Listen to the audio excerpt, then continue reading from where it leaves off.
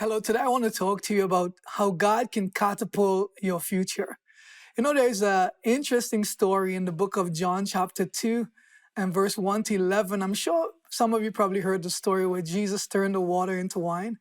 But one day I was sit down and I was pondering on the story about how here is Jesus in a situation where he was put to turn water into wine. And the story told us that the wine was very aged, meaning that it was very good wine. I don't know a lot about wine, but I have a friend who told me about the older wine is aged, the more tasty and more expensive the wine is. And as I think about that story, I think about how God accelerated time where he turned the water into wine.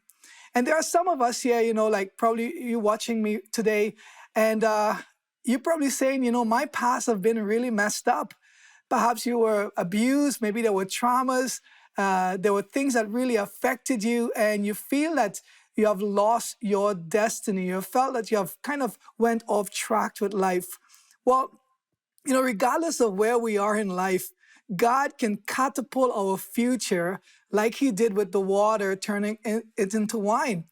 And we need to come to a point in a place in life where we can actually say that the past, when we give it up to God, that is actually gone. I think about the bunch of flowers. I'm sure a lot of you love roses.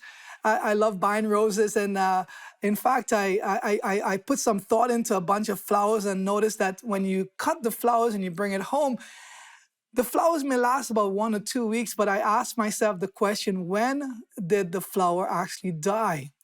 And the bunch of roses actually died the moment it was cut from the stem. And when you look at your life and you look at the problems that you have been encountering, or maybe the challenges that you have been through in life, you need to look at when you bring it to the Lord, it's like cutting the stem. It may take some time for it to die from the mind or even from what you're noticing. But you know what?